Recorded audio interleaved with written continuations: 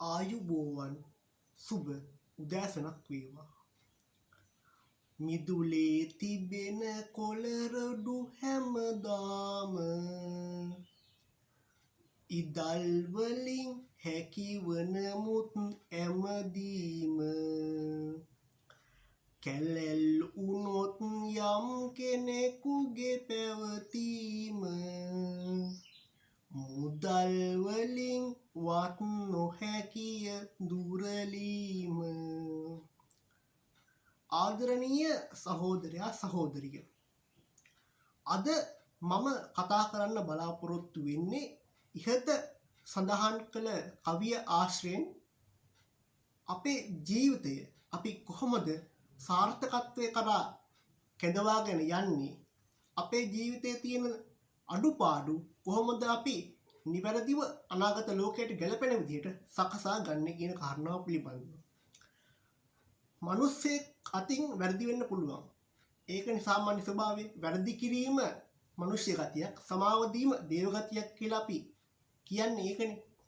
ඉතින් මේ කවිය අපි විස්තර කරලා බැලුවොත් එහෙම මිදුලේ තිබෙන කොළරොඩු හැමදාම, සාමාන්‍යයෙන් උදේට අපි අවදි වෙද්දී මිදුල පුරා විවිධ කොළරොඩු විසිටලා තියෙනවා. ඇතැම් විට සත්වයින් විවිධ සතා සිව්පාවන් විසින් අපේ මිදුලට නොඑක් ආකාරයේ කොළ වර්ග, කොළ රොඩු, කෑම වර්ග, වෙනත් අසුචි වර්ග ගෙනත් දානවා. මේ නිසා මොකද වෙන්නේ? අපේ ගෙමිදුල ගෙවත්ත දුකඳ හමනවා. ඉතින් මේ දුකඳ හැමීමත් එක්ක අපි මොකද කරන්නේ? මේ අපිරිසිදු වෙලා තියෙන, අපිලිවෙල වෙලා තියෙන අපේ ගෙවත්ත පිරිසිදු කර ගැනීම සඳහා කටයුතු කරනවා. ඒ සඳහා අපි ඉදලක් භාවිතා කරනවා. පන්සලකදී නම් අමදිනවා. ඉතින් ඒ ඇමදුවාට පස්සේ ඉතා පිරිසිදු ගෙවත්තක්, පිරිසිදු ගෙමිදුලක් අපිට දැක ගැනීමේ හැකියාව තියෙනවා. ඒක තමයි කියන්නේ මිදුලේ තිබෙන කොළරොඩු හැමදාම ඉදල් වලින් හැකිවනමුත් හැමදීම. ඉදලෙන් අපිට පුළුවන් මිදුලේ තියෙන, ගෙමිදුලේ තියෙන කොළරොඩු ටික ලස්සනට පිළිවෙලට අතු ගාලා අපේ ගෙවත්ත ලස්සන ගෙවත්තක් බවට පත් කරන්න.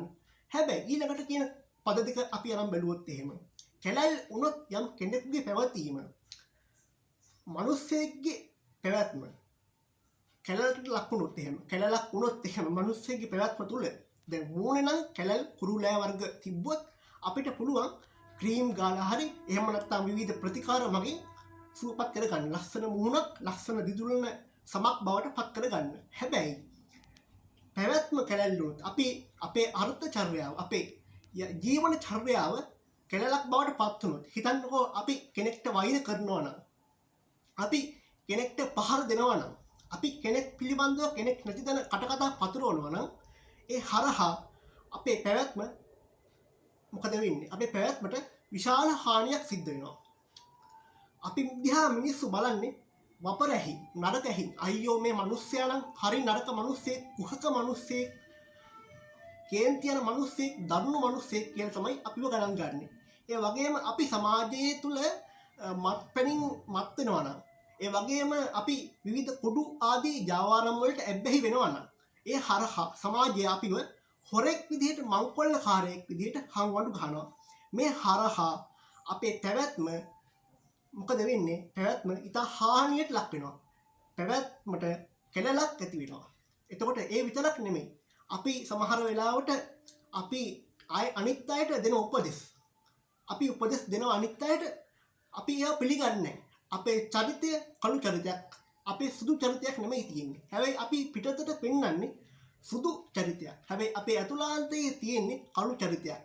හැබැයි කාලයක් එක්ක සබාදහමෙන් විසින් අපේ කළු චරිතය සමාජයට ආවරණය කරනවා. ඒ හරහා මිනිස්සු අපිට චෝදනා කරනවා. ලෝකෝපකාරයේ තියෙන ඔයාදෙනු පරහට තමයි සම්මත පිහිටා හිඳ කියලා. ඊට පස්සේ අපි වෙත මිනිස්සු නැවත පෙරලා චෝදනා කරන්නේ ඔන්න ඔය වගේ උදාහරණත් එක්ක. එදාට අපිට කට උත්තර නැතු වෙනවා.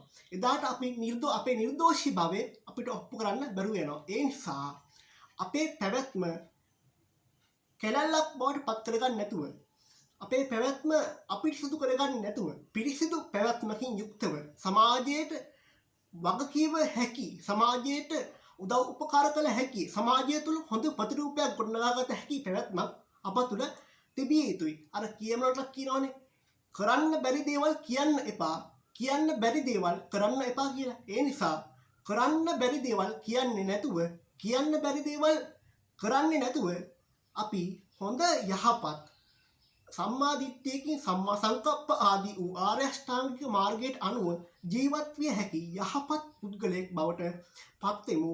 එදාට දෙවියොත් අපිට නමට වදී, හිටියොත් හොඳට හැදී දෙවියොත් නමට වදී. ඉතින් මෙවැනිම වූ මාතෘකාවක් ඔස්සේ නැවත කතාවක් රැගෙන ඒමේ බලාපොරොත්තුවෙන් අදට සමුගන්නවා. ඔබ සැමට සම්මා සම්බුදු සරණයි.